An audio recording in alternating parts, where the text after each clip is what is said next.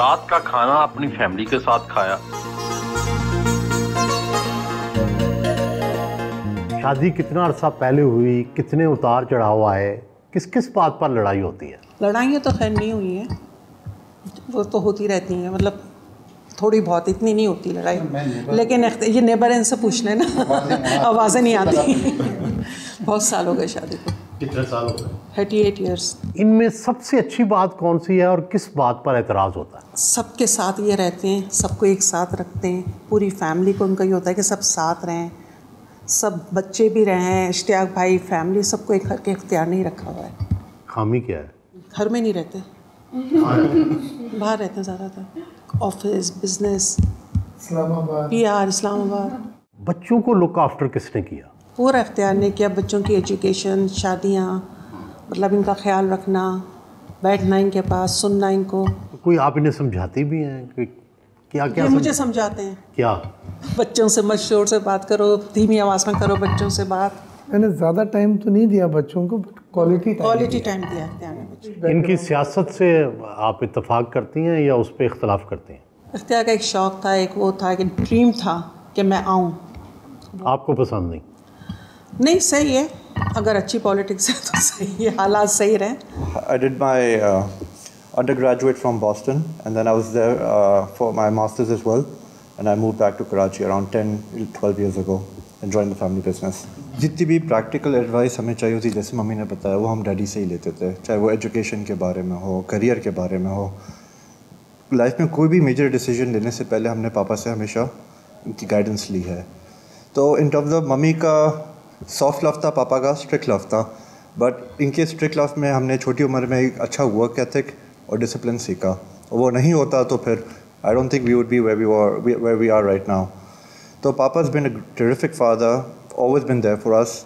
और पापा की बेस्ट चीज़ ये है कि एक चीज़ 2 बार नहीं बोलनी पड़ती।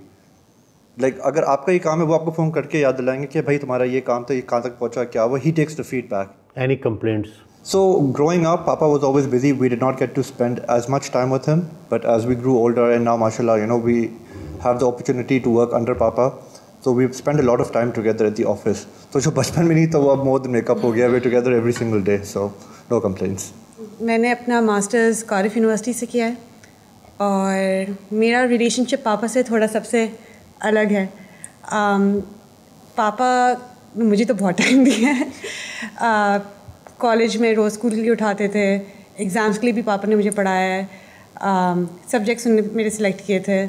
And I think our biggest blessing is we have a lot of strong man in our family, और वही वैल्यूज़ पापा ने भाई को भी दिए हैं। तो दे आर व्हाट फैमिली को फंक्शनैलिटी की तरफ, यू नो, ज़्यादा फैमिली को जिस तरह होना चाहिए, जिस वो पापा और भाई को उसमें बहुत बड़ा हाथ है।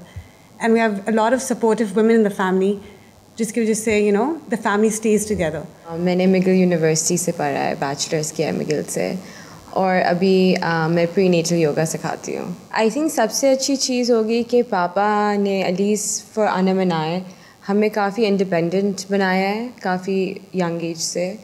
ही is always put a very high regard to education.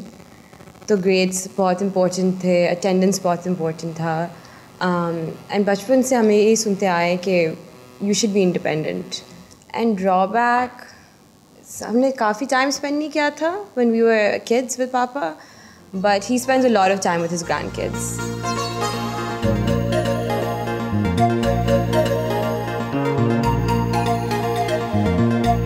उस रात मराकश के बादशाह मोहम्मद की तख्त नशीनी की 25वीं सालगिरह के हवाले से तकरीब का एहतमाम भी था।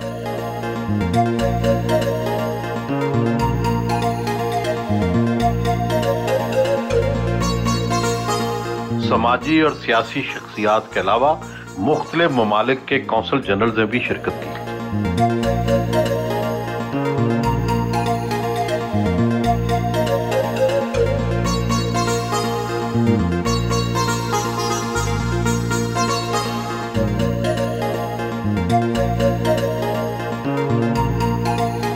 बेग साहब, 30 साल से आप सियासत में हैं, सनतकार भी हैं, सियासतदानों के बारे में जो एक अवामी तासुर है वो इतना अच्छा नहीं है। सियासतदान क्या करें कि उनका तासुर बेहतर हो जाए? आपको साफ़ सुथरा रखना पड़ेगा अपने आप, कोई चीज़ें छुपती नहीं है। मैंने नोट करा है कि वो लोग जो अल्लाह ने जिनको नवाजा हुआ होता है वो जब सियासत में आते हैं तो गंदगी इतनी ज़्यादा सामने नहीं आती, लेकिन वो लोग जो सब कुछ दांव पे लगा के सियासत में आते हैं तो फिर यहीं से उन्होंने कमाना होता है अपने लिए, अपने बच्चों को, अपने नेक्स्ट नस्ल को वो सेट करते हैं और यहाँ पे फिर बहुत गलतियाँ हो जाती हैं।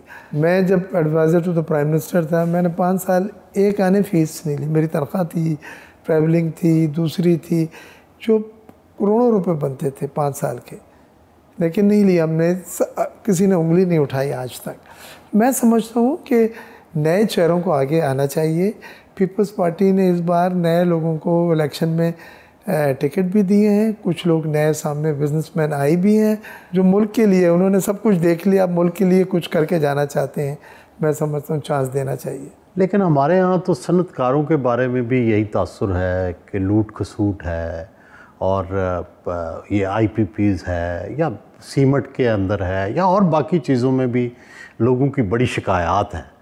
तो सनतकारों को क्या आप एडवाइस करेंगे? मैं समझता हूँ कि वो लोग जिनको अल्लाह ताला ने सब कुछ दिया है, अगर वो इस तरह की चीज़ें करते हैं, IPPs एक खुली मिसाल है, मैं उसमें इन्वॉल्व हूँ, 1 महीने से काम कर रहा हूँ, 3-4 प्रेस कॉन्फ्रेंसेस की हैं, 5 कॉलम लिखे हैं।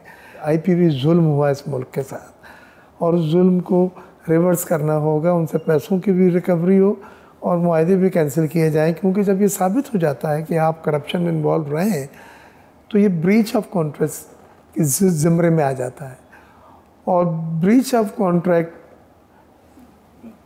के माने मुआहदा नन एंड वाइड हो जाता है। तो आपको थोड़ा सा लीगली अपने आप को देखना है कि वो लोग जिन्होंने लूटा खसूटा है और वो साबित हो रहा है, प्रूफ्स हैं, एविडेंसेस हैं, रिपोर्ट हैं, उसमें सब जिक्र करा है, स्पेल आउट करा है शवाहिद के साथ, तो सज़ा मिलनी चाहिए। अब वो हमारे बिजनेसमैन हो या कोई भी हो, मुल्क के साथ ज्यादती की है और मॉल आउट। और गौर एजाज साहब भी उस सिलसिले में आप देखें मुसलसल काम कर रहे हैं, SM तनवीर साहब भी। तो हमारा एक ही ग्रुप है, हम फेडरेशन में रूलिंग ग्रुप है, UBG जिसे कहते हैं। इंशाल्लाह इसको छोड़ेंगे नहीं, हम हतमी अंजाम तक इसको लेके जाएंगे। बेग साहब, ये फरमाएं कि आपने तो बड़ा वाइडली ट्रैवल भी किया है, कितने मुल्कों में घूम चुके हैं आप?